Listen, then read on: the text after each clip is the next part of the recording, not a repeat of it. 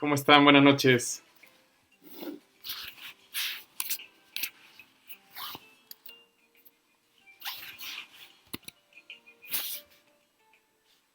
Cris, no sé si sigues por ahí. Algunos se salieron. Salúdenme quienes andan por ahí para irlos saludando.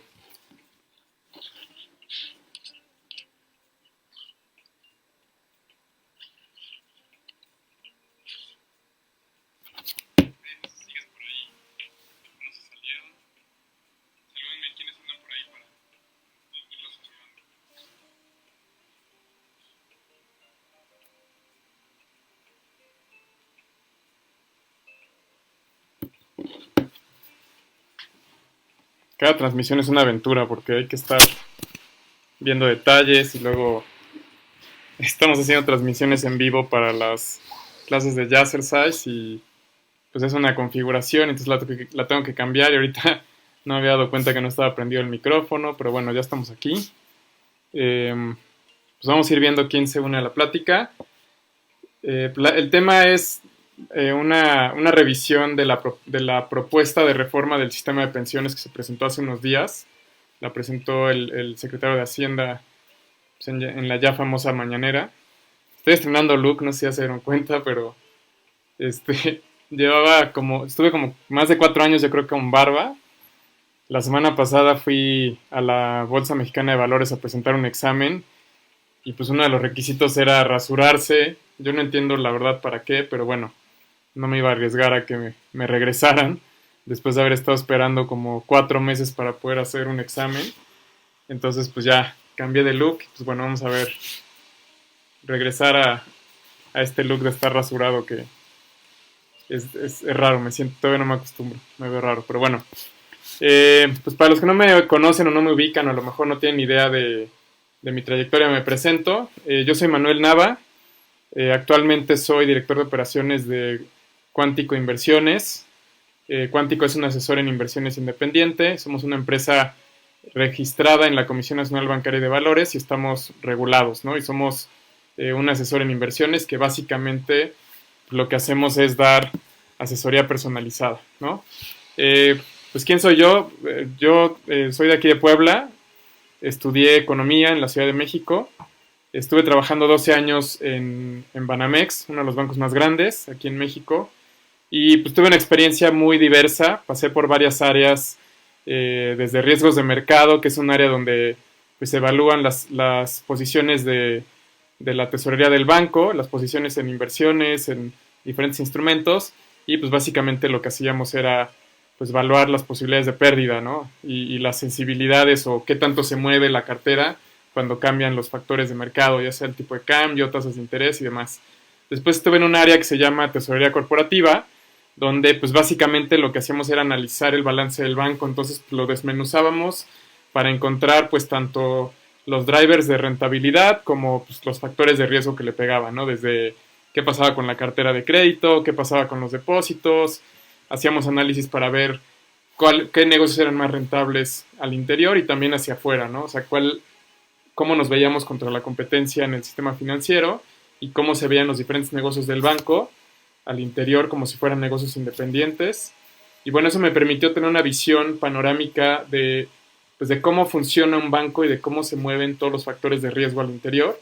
Y después busqué tener una experiencia comercial, o sea, estar del otro lado, porque ahí estás como tras bambalinas y haciendo tus análisis y conjeturas, y después quise estar del lado de los clientes, viendo cómo viven la experiencia del banco. Fui responsable del área de banca preferente, que ahora es Priority en Banamex, en la zona sur del país. Después fui también responsable del área de banca pyme, también en la zona sur del país. Y digamos en últimos tiempos pues también fui coordinador del equipo de ventas de productos de tesorería, que básicamente es compraventa de divisas. El último año estuve pues viendo temas, digamos que básicamente buscando una manera pues de optimizar el servicio hacia los clientes. Estuve viendo temas de seguros, me certifiqué como agente de seguros, después me empecé a meter más en temas de inversiones, también de colocación de crédito a través de financieras, Y esta última etapa, pues me acabo de certificar, o de recertificar, mejor dicho, como asesor en estrategias de inversión. Y pues ahora funjo como director de operaciones de esta empresa, ¿no? De Cuántico. Que pues somos una startup, estamos empezando y lo que estamos buscando es pues profesionalizar el servicio de asesoría de inversiones, llevando una asesoría tecnológica, una asesoría muy sofisticada, pero de una manera muy sencilla para que esté disponible a más gente. Entonces, pues esos son mis credenciales. Lo que quiero platicar con ustedes hoy tiene que ver con esta propuesta que salió de la propuesta de reforma al sistema de pensiones de México, y pues mi intención es abrir el diálogo. Entonces más bien es platicarles muy rápido cómo lo entiendo yo, este tema, y abrir el micrófono para que si alguien tiene alguna pregunta, alguna inquietud, alguna duda relacionada con este tema. Y antes de entrar como tal en materia, lo que me gustaría es pues definir qué es un sistema de pensiones, o qué es un plan o qué significa un sistema de pensiones. Y digamos en general, yo como lo entiendo es pues todo aquello que te permite soportar la calidad de vida de una persona después de terminar su etapa productiva, ¿no? O sea, digamos que yo creo que es bastante lógico pensar que una persona trabaja una cierta cantidad de años y tiene una expectativa de en algún momento pues poderse retirar, poder dejar de trabajar, pero la intención es no perder calidad de vida. O sea, lo que nosotros queremos, o lo que la mayoría de la gente quiere, es en algún momento dejar de trabajar y pues poder mantener su calidad de vida, y justo para eso funciona, o para eso sirve tener un sistema de pensiones. Ahora, ese sistema de pensiones, pues básicamente la pregunta clave es ¿quién lo debería de financiar? O sea, hay de dos sopas, como yo lo entiendo, o lo paga el gobierno o lo paga algún privado, ¿no? Y ese privado puede ser la empresa, que digamos en el pasado se acostumbraba que las empresas pues te pensionaban y entonces te seguían pagando una parte de tu sueldo pues hasta que te murieras, ¿no? O la paga el gobierno, que en este caso pues, sería a través pues, ya sea del IMSS o del ISSSTE, en el caso de trabajadores del gobierno, o la paga la persona, ¿no? Que pues, básicamente es, pues tú mientras estás trabajando destinas una parte de tus ingresos para hacer un fondo, y pues ese fondo está destinado al retiro. Entonces, digamos, ese es lo que significa desde mi punto de vista un sistema de pensiones de la manera más simple que se me ocurre decirla. Existen tres maneras generales de fondearlo. Una es el gobierno, otra es una empresa, y una tercera pues es cada quien. ¿Cómo funciona en México este rollo? A partir de 1997 surgió hubo una reforma a la ley del IMSS y surgen ahí las AFORES. ¿Las AFORES qué son? Tal cual, administradoras de fondos para el retiro, ¿no? Entonces, son estas entidades privadas que su función principal es administrar dinero de la gente con el objetivo específico de poder financiar su pensión, ¿no? Entonces surgen en el 97, pues entraron básicamente aseguradoras y bancos a ese negocio, y bueno, ahí hay muchos puntos de vista sobre si es bueno, si es malo, si realmente ayudó o no ayudó.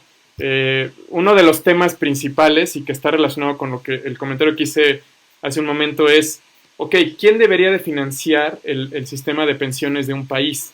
¿Y qué sucede? Que la lógica detrás de un sistema de pensiones financiado por el gobierno es que de alguna manera todos los trabajadores o toda la población económicamente activa, pues por medio de sus impuestos, si lo quieren ver así, o las empresas que están generando utilidades por medio de sus impuestos, pueden destinar parte de esos recursos a financiar las pensiones de la gente que se está retirando, ¿no? Entonces, pues, seguramente han escuchado este concepto de la pirámide poblacional, y básicamente lo que significa es, pues mientras haya suficiente gente que esté trabajando y que esté aportando recursos, pues puedes pagar pues, las pensiones, no le atino a la cámara, pero puedes pagar las pensiones pues, de la punta de la pirámide, que son pocas personas, ¿no? Esa es la lógica.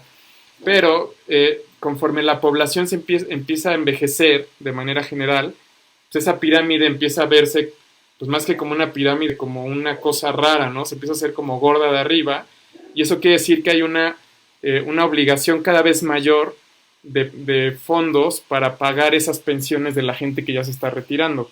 Y entonces, un poco la lógica es, que si eso sigue pasando, pues se va presionando cada vez más el sistema de pensiones. ¿Qué significa? Que ya no alcanza el dinero de los que están aportando abajo para pagar las pensiones de los que se están retirando, que están arriba. Entonces, ¿cuál es la intención detrás de esa reforma del 97? Pues un poco del gobierno decir, ¿saben qué? Yo ya no tengo lana para pagar las pensiones con las condiciones que se establecieron antes, que antes se refiere a una ley del 73, que bueno, no me voy a meter ahorita como en detalles, pero digamos esa es la ley anterior, y bueno, está la ley del 97, que era hasta ahora la ley que regía este tema.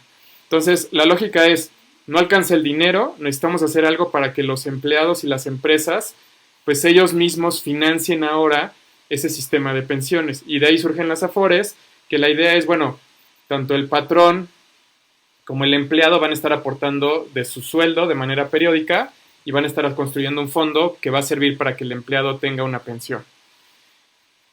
Ahora, como dicen, fast forward a 2020. ¿Y cuál es el tema? ¿Dónde estamos parados hoy? Resulta que, de entrada, de la población económicamente activa total, el porcentaje que tiene acceso a una Afore, de entrada es muy bajo, ¿no? Ese es el primer tema. O sea, todos saben que vivimos en una sociedad donde el nivel de informalidad es altísimo. O sea, más del 50% del PIB se genera de manera informal. Y de ese porcentaje, a lo mejor no son empresas o negocios necesariamente informales o ilegales o lo que sea, pero sí detrás de eso hay empleados que no están dados de alta en ningún servicio de seguridad social, llámese IMSS, llámese ISSSTE, y que por lo tanto pues no tienen acceso a ninguna de estas prestaciones que están relacionadas con pensiones, ¿no? Y no tienen una Afore, por supuesto. Entonces, ese es el primer tema. O sea, hay muy poca gente en porcentaje que tiene acceso a una Afore. Y el siguiente tema es que con esta modificación que se hizo en el 97 al sistema de pensiones, cambiaron las condiciones para que los empleados que tenían acceso a la Afore pudieran jubilarse, digamos, con todas sus prestaciones, por decirlo así. Hay un concepto que le llaman pensión garantizada. ¿Y a qué se refiere básicamente esas condiciones? Al número de semanas cotizadas en el IMSS. Entonces, en la ley del 73 eran 500 semanas, que si hacemos la cuenta rápida, que cada año tiene 50 semanas, estamos hablando de 10 años trabajando formalmente en una empresa con una Afore, y con la ley del 97 cambian esa métrica y en lugar de 500 se van a 1250 semanas. 1250 semanas equivalen aproximadamente a 24 años, creo que es el número, ¿no? Entonces, de tener que trabajar 10 años para poder acceder a una pensión, ahora tendrías que trabajar 24 o 25 años para poder acceder a una pensión. Pero estamos en un país donde más del 50% de las actividades son de la economía informal. Entonces, ¿cuál es la probabilidad de que un empleado tenga una Afore durante 25 años de su vida? La verdad es que es muy baja. Entonces, ¿qué sucede? Que estamos llegando ya a que se van a empezar a jubilar las personas con este nuevo sistema y muy pocas alcanzan esa pensión mínima garantizada. Entonces, ¿qué sucede? Que esas personas que a lo mejor hoy tienen vamos a pensar, un sueldo de 10,000 pesos, que es más o menos el promedio de los ingresos de un empleado en México, de 10,000 pesos, el día que se jubile va a pasar a menos de 3,000 pesos. Y eso si alcanza las condiciones de jubilación, que son básicamente las semanas cotizadas y la edad. Entonces, ¿cuál es el tema de fondo? Pues estamos en una crisis porque el sistema de pensiones actual realmente no está generando una cobertura o no está cumpliendo su función porque no logra que la población tenga una base de seguridad para su retiro. Entonces, una de dos, o sigues trabajando literal pues hasta que cuelgan los tenis, o pues te conformas con una pensión muy baja. Entonces, ya para contestar concretamente el tema de la propuesta de reforma, ¿cuáles son los cambios principales que propone? El primer cambio es disminuir de 1,250 a 750 semanas cotizadas. Que ahí ya estamos hablando de, en lugar de 24 años, de 14 años. Sí, a ver, estoy empezando a ver aquí algunos comentarios. Si quieres, dame un segundito, Elizabeth, y ahorita trato de contestar tu pregunta.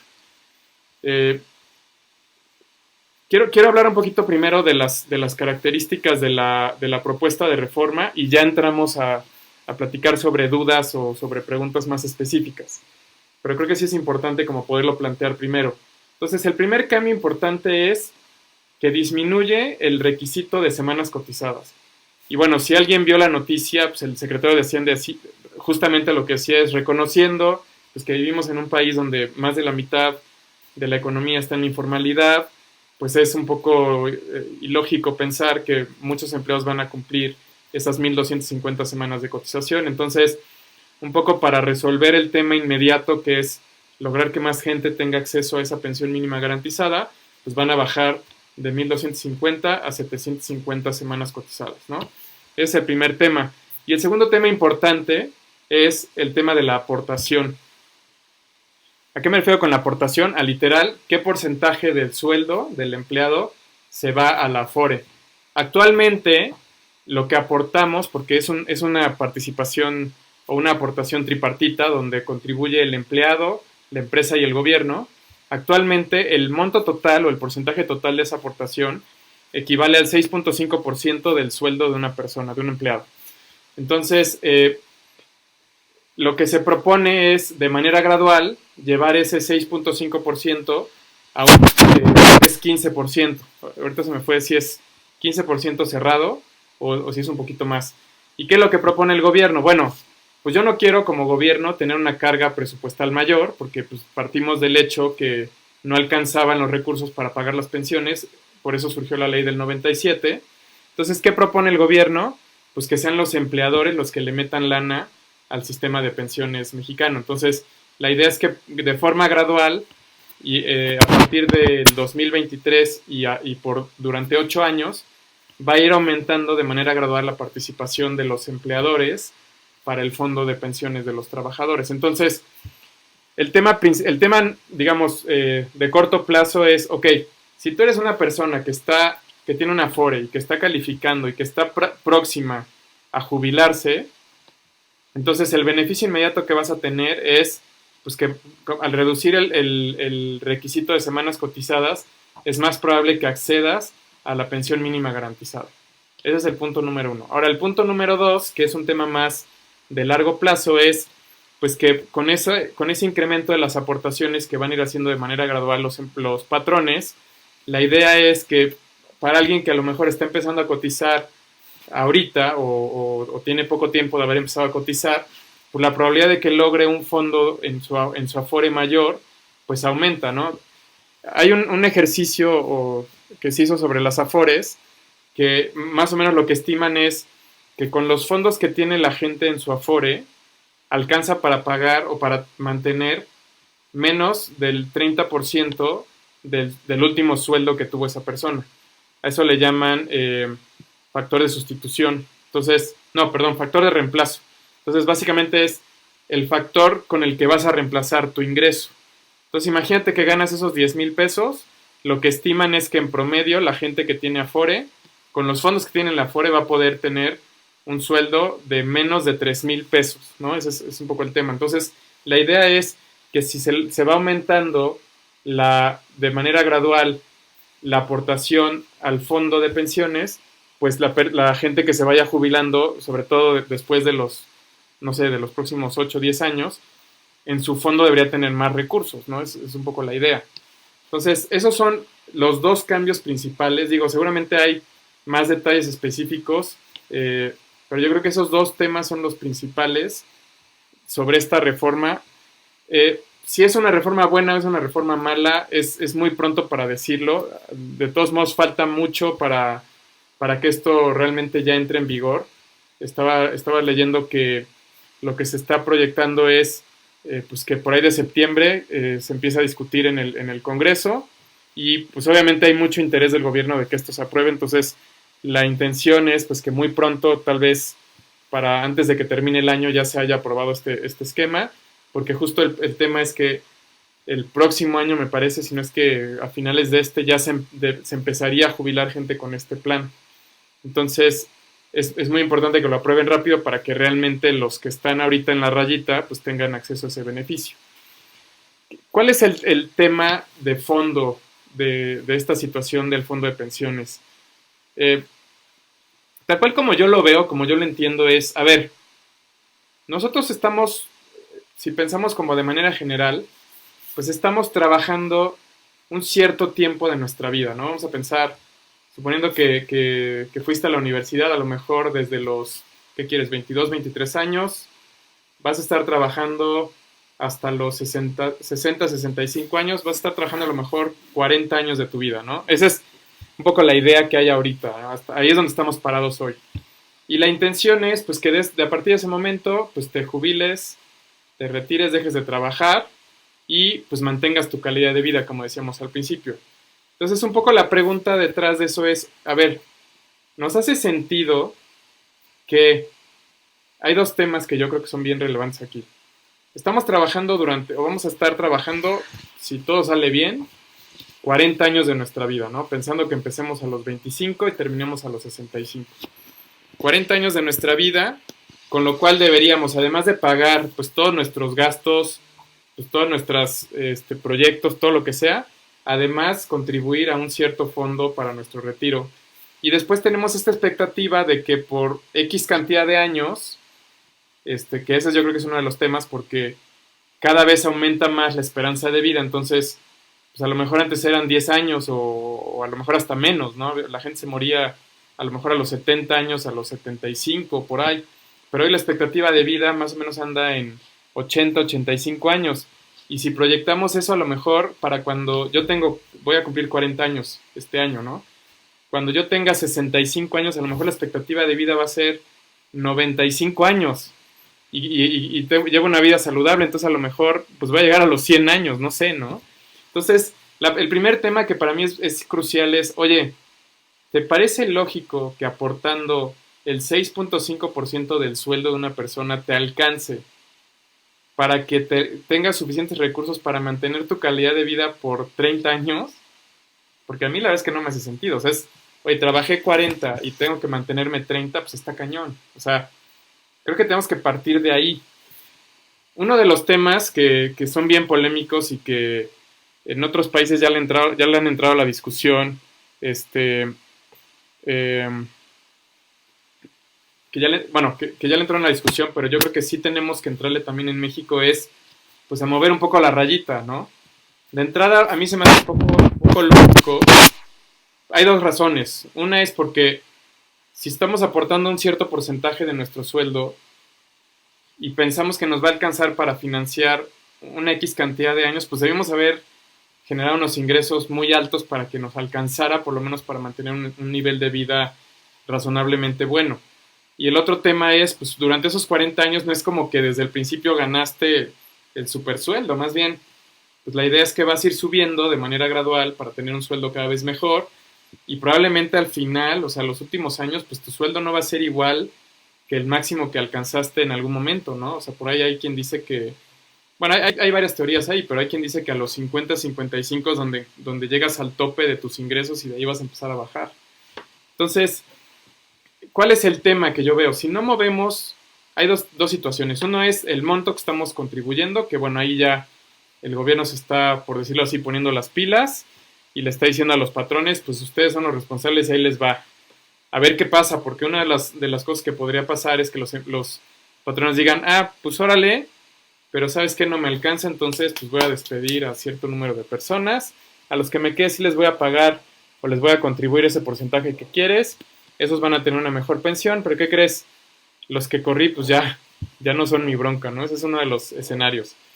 Otro de los escenarios que yo veo es, pues nos tenemos que hacer responsables nosotros mismos. O sea, está claro, ¿no? La cobija no alcanza, la cobija no da para todo, pero sí tenemos que poder encontrar escenarios o maneras de nosotros mismos contribuir o generar nuestro propio fondo del retiro. Mi otra hipótesis tiene que ver con mover la rayita de la edad de retiro. Es una discusión muy polémica porque pues hay quien dice y casi como si fuera un atentado a los derechos humanos porque cómo le vas a pedir a los viejitos que trabajen, ¿no? Pero yo creo que uno de los temas es, y seguramente ustedes lo ven, yo lo veo con mi mamá y lo veo con mi suegra y lo veo con mi suegro que, pues, digo, no les digan que lo dije, ¿no? Pero ya pasaron la rayita a los 65 años y siguen muy activos. O sea, no es cierto que a los 65 ya somos inútiles y no podemos hacer nada. O sea, yo creo que sí podrían mover la rayita, sobre todo considerando que está aumentando cada vez más la esperanza de vida y la calidad de vida en la vejez. Entonces, ese es uno de los temas, ¿no? Pero el principal yo creo que sí es que nosotros tomemos responsabilidad de qué vamos a hacer con nuestra pensión. Entonces, pues hasta aquí me gustaría dejarle, ya hay algunas preguntas por acá. Entonces, pues sí, lo que me interesa ahorita es ir contestando preguntas y los que están conectados, pues si me quieren hacer más preguntas, si tienen alguna duda específica, alguna situación. No soy así súper ultra mega experto en el tema de Afores, pero entiendo bastante bien cómo funciona el rollo. Entonces, pues aquí ya por lo pronto hay dos preguntas. Una de Elizabeth Marañón. Pues mira, Elizabeth pregunta, ¿cuál es la diferencia entre pensión y jubilación? Pues para mí, Elizabeth, son prácticamente sinónimos. Hay un tema que es como tecnicismo que tiene que ver con la edad. Hay un periodo que es como de transición, por decirlo así, que es entre los 60 y los 65 años. Entonces, en algunos contextos, digamos que se usa la diferencia, pero ahí más bien es como pensión y retiro entre los 60 y los 65 años. Y yo he escuchado las diferencias entre pensión y jubilación casi casi como si uno fuera privado y el otro fuera público. Pero fuera de eso, la verdad es que no hay una diferencia, digamos, conceptual profunda entre esos dos conceptos. Aquí quiero hacer un paréntesis también porque estoy hablando ahorita específicamente del tema de las Afores, pero resulta que dentro del sistema de pensiones, si lo vemos de forma global, las Afores representan solamente una parte de todo este universo. Hay empleados, sobre todo empleados de gobierno, que no tienen acceso a una Afore. Y ahorita que Elizabeth mencionaba estos conceptos de pensión y jubilación, me hizo recordar los planes de pensiones que tienen, por ejemplo, empleados de gobiernos municipales o de universidades, que tienen planes de pensiones privados en el sentido que los administran las instituciones de manera independiente y que no están afiliados como tal a una Afore o no están afiliados por ejemplo, al IMSS como tal o al ISSSTE. O sea, son estas cosas, estos programas o planes que viven ahí como en el limbo. Estaba escuchando hace rato que creo que en el país hay algo así como 3,000 planes de pensiones de instituciones públicas, llámense ayuntamientos, gobiernos estatales, universidades, y que no están afiliados a nada. Entonces esos planes de pensión están ahí medio en el limbo.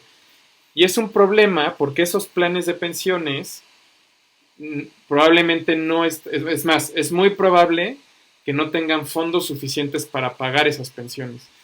¿A qué me refiero con esto?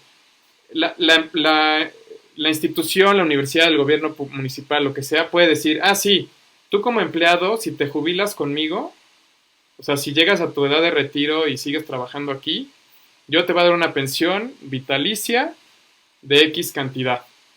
Y eso te lo puede poner hasta por escrito y firmado y ante notario público y lo que quieran. Eso es una cosa, pero la otra cosa es que realmente esa institución o esa universidad esté haciendo algo hoy para asegurarse que tiene los recursos suficientes para pagarte esa pensión cuando te toque. Eso en el medio financiero se le llama un plan de pensiones fondeado o no fondeado o subfondeado, ¿no? Suponiendo que tuviera que pagar, por decir algo, 1,000,000 de pesos a sus empleados, a lo mejor la empresa o la institución tiene solamente 50 millones y eso quiere decir que es un plan que está subfondeado porque no tiene suficientes recursos para pagar esas pensiones.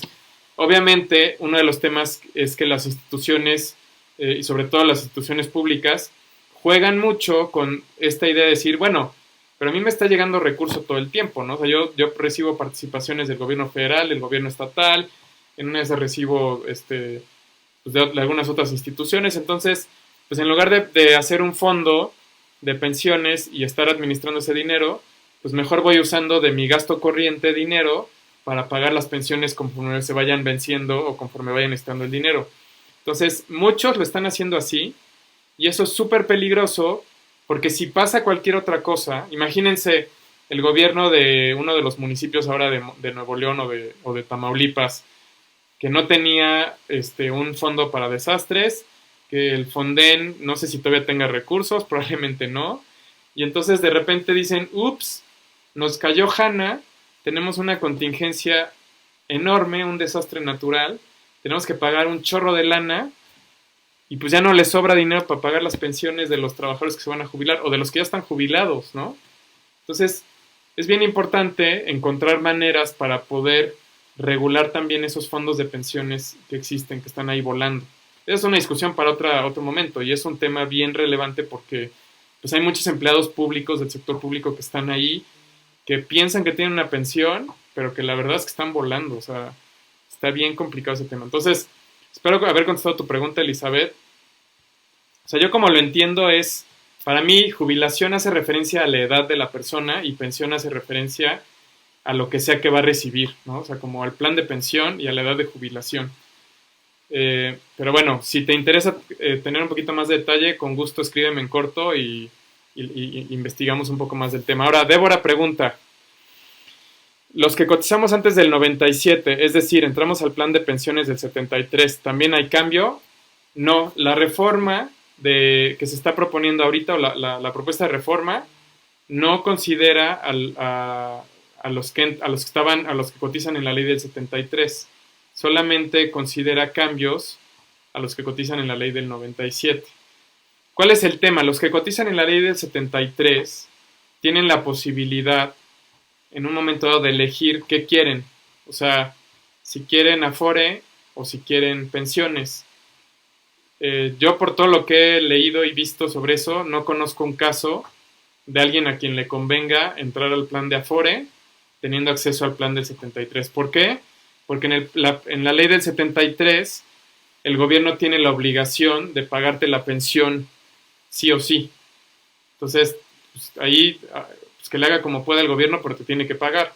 Y ahí la buena noticia es que el gobierno federal o el IMSS sí tiene fondos suficientes, o sea, el plan de pensiones, vamos a llamar el plan de pensiones del 73, sí está fondeado al 100%. Es más, entiendo que está sobrefondeado. O sea, hay suficientes recursos en un fondo para pagar esas pensiones. Ahora, pues así como está nuestro gobierno actual, mañana podría decir, ¿saben qué? Pues uso esos fondos para pagar algo, así como se echó los fideicomisos, que bueno, ahí es otra discusión, pero ¿está en riesgo ese dinero? Pues por supuesto que está en riesgo, ¿no? Parte de la razón por la que se creó el sistema de Afores es precisamente para quitarle al gobierno ese incentivo de decir, pues acá hay una lanita y la uso de manera discrecional. Que valga el comentario, otro de los riesgos que sufren estos planes de pensiones independientes es precisamente ese, ¿no? Que a lo mejor hay un fondo que sí está establecido para pensiones, pero si hay algún tema,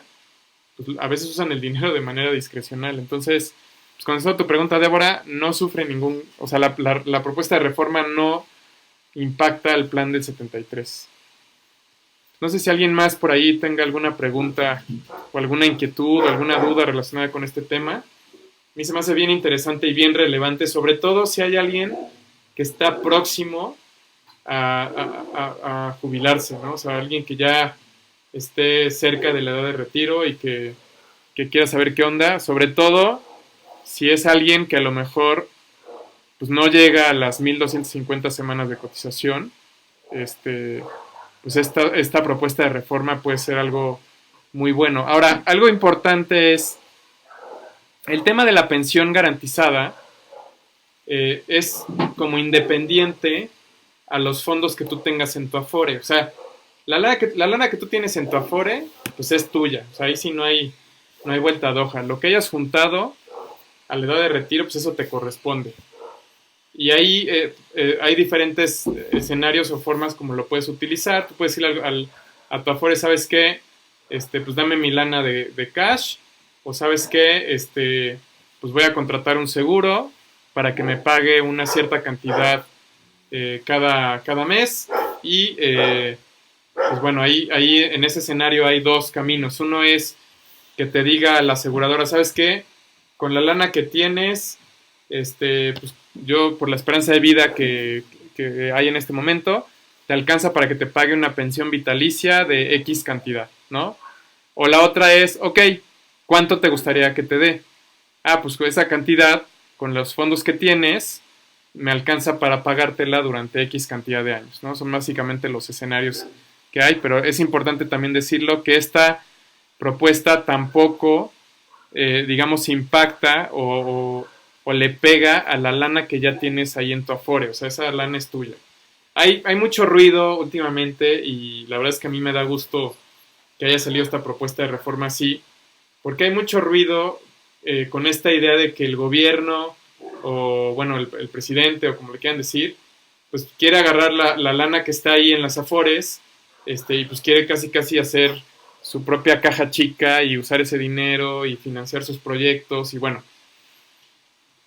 hay muchos controles y también por eso, insisto, las Afores tienen ese beneficio o esa virtud de quitarle al gobierno esa tentación, porque es bien difícil que eso que quiere, bueno, ese ruido que hay de que el gobierno se quiere apropiar de los recursos y nacionalizar las Afores y no sé qué tanto rollo, la verdad es que es complicado que suceda. Puede pasar, por supuesto que puede pasar. Puede que mañana digan, no, pues no nos gustó la reforma y más bien vamos a nacionalizar.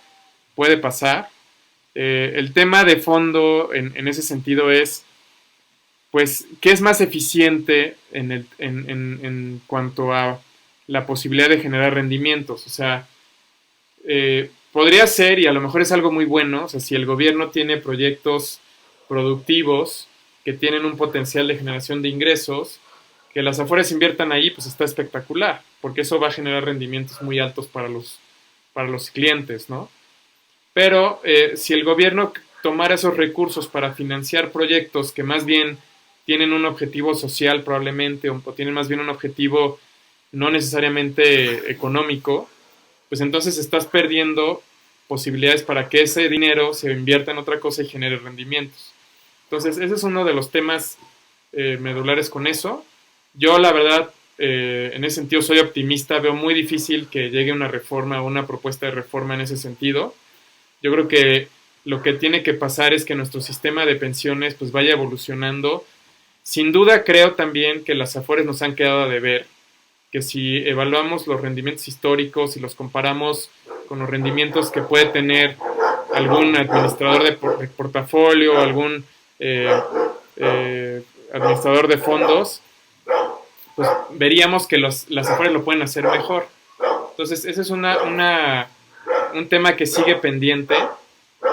Hay una situación ahí detrás que tiene que ver con los mandatos de inversión que tienen las Afores y específicamente las CIEFORES, que son finalmente ya como las casitas o las cajitas que se van haciendo, que van determinando cómo pueden invertir las Afores, que ahí básicamente tienen que ver con la edad de la persona y bueno, las necesidades que tiene cada quien. A ver, por acá hay otras preguntas. Bueno, Laurita Núñez dice, es muy loco pensar que esta nueva propuesta, aunque emociona a los jóvenes, sea muy poco probable que nos toque. No sé a qué te refieres, Laurita, si pudieras como ser más específica. Si hablamos de Afore, específicamente de Afore, digamos que es lo que es más probable que nos toque, o que les toque a los más jóvenes. O sea, de hecho, la reforma que se está proponiendo es un poco un híbrido entre lo que teníamos antes y lo que se buscaba o el espíritu que había detrás de la ley del 97 con el plan de las Afores. O sea, es un poquito como el gobierno decir, ok, ya me di cuenta que te solté demasiado rápido, estabas pues muy chavito, no sabías cómo hacer las cosas, porque una de las ideas que había detrás de los que diseñaron el plan de las Afores es, oigan, pero va a haber aportaciones voluntarias, pero las personas pueden ahorrar ahí, pero es que ellos van a querer ahorrar en esos instrumentos y no sé qué. Entonces, de hecho, había pronósticos de que el ahorro de los trabajadores fuera aproximadamente del 15% del sueldo, no del 6.5%.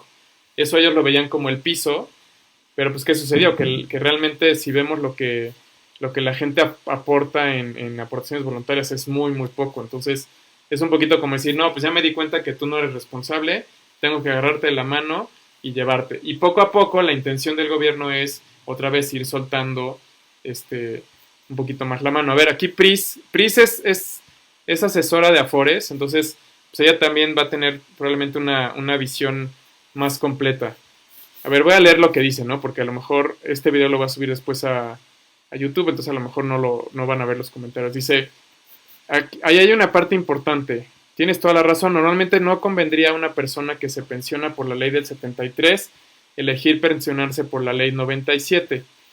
Sin embargo, una situación en la que le convendría a alguien es cuando los últimos 5 años la empresa donde trabajó lo tuvo dado de alta con el salario mínimo, ya que a grandes rasgos las personas que se pensionan por ley del 73 reciben aproximadamente lo que estuvieron ganando al mes los últimos 5 años. Esto que comenta Priscila es bien importante porque si tú estás en la ley del 73 y toda tu carrera, toda tu vida laboral tuviste un sueldo súper alto, pero los últimos 5 años estuviste con el salario mínimo, pues ya valiste, porque tu pensión garantizada, que sí va a ser de por vida, pues aquí dice Pris, va a ser de 4,000 pesos aproximadamente. Entonces es bien importante, si tú estás en la ley del 73 y estás en esa última milla, como dicen, para poderte pensionar, asegúrate de que tu situación en cuanto a sueldo, sobre todo lo que está reportado en el IMSS, eso es lo que manda, ¿no? O sea, no importa si por fuera te dan tu sobrecito amarillo o te dan un cheque adicional, lo que sea, lo que cuenta es lo que el empleador está reportando como tu sueldo y eso lo puedes ver en tus aportaciones en el IMSS, que eso si tú te metes puedes ver cuánto está aportando el patrón y todo. Entonces, esto que comenta Pris es bien importante y creo que es relevante para lo que preguntaba Débora. Tienes que checar cuál es tu sueldo de los últimos años. No sé si hay alguna pregunta adicional o no sé si Lau quieras especificar un poco más lo que comentaste o lo que preguntabas arribita.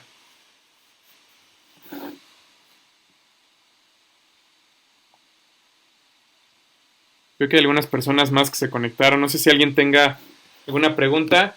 Estamos platicando de manera general de un comentario sobre la propuesta de reforma del sistema de pensiones que se presentó hace unos días. Para resumir muy rápido, los cambios más importantes, se me está olvidando un tercer cambio, ahorita lo menciono. Los cambios más importantes son, número 1, que disminuye el requisito de semanas cotizadas para poder acceder a la pensión mínima garantizada, de 1,250 semanas, que equivale aproximadamente a 25 años, a 750 semanas, que equivale aproximadamente a 14 años.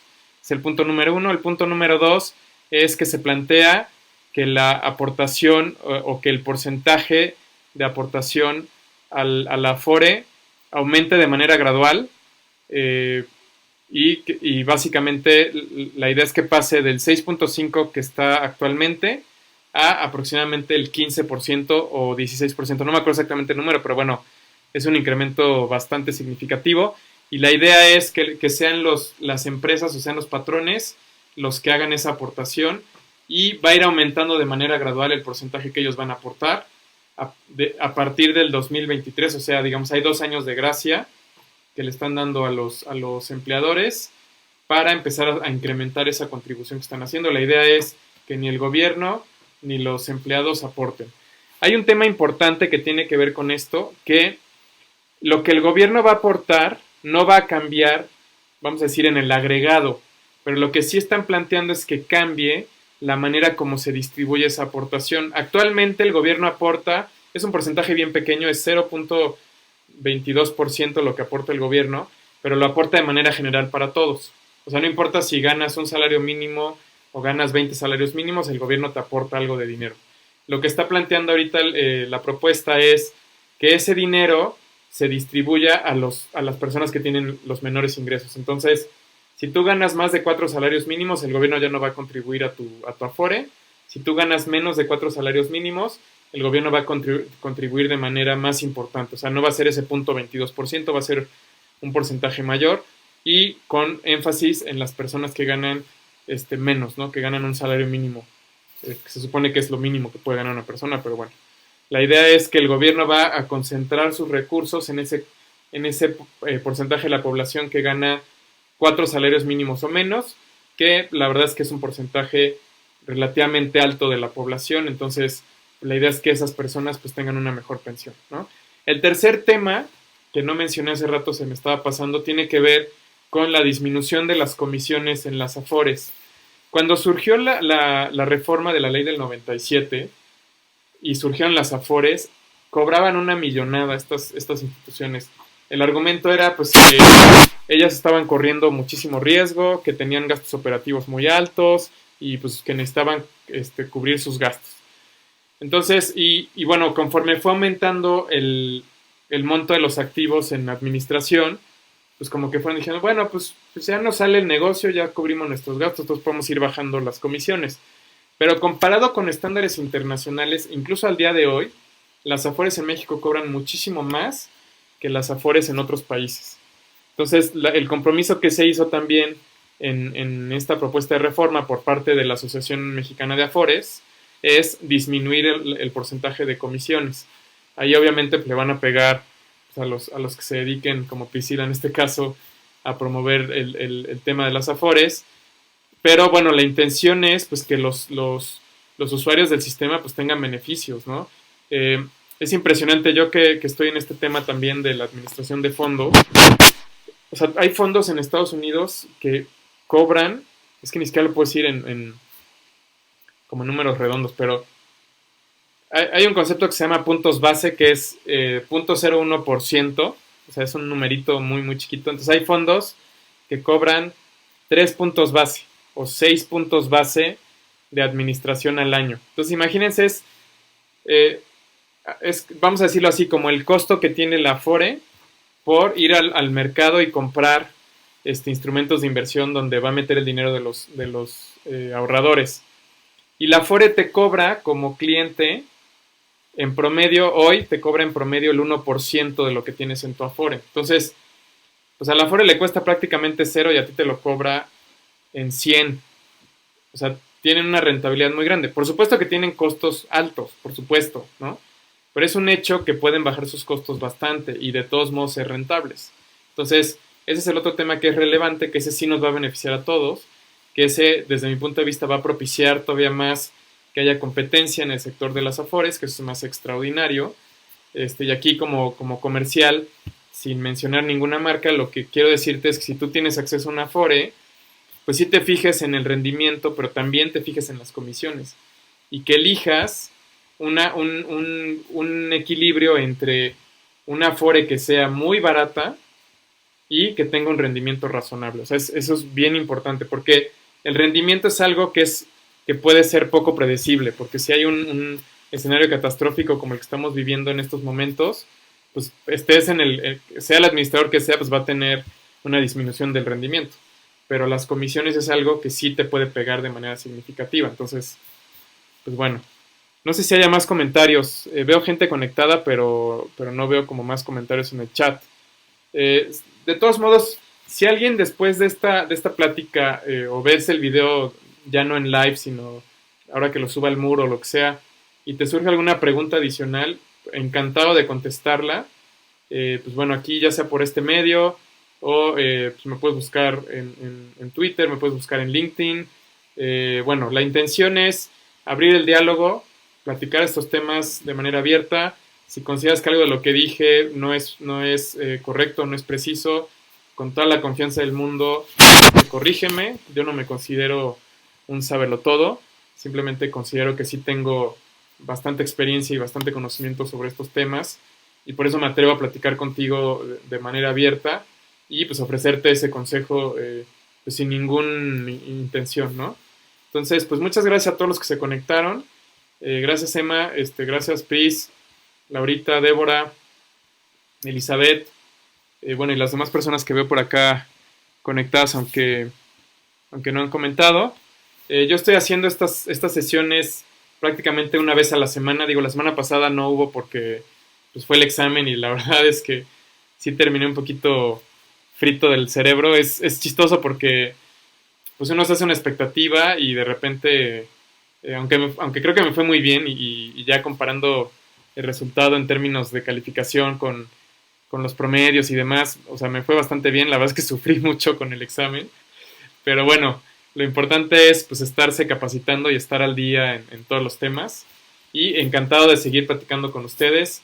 Lo ideal es que esté haciendo estas prácticas los miércoles en esta misma hora, 9:30. Creo que es un horario pues que ya estamos terminando nuestra actividad, esto nos queda bien. Y pues encantado de estar aquí platicando con ustedes y pues nos vemos en la próxima. Platiquemos sobre inversiones. Buenas noches.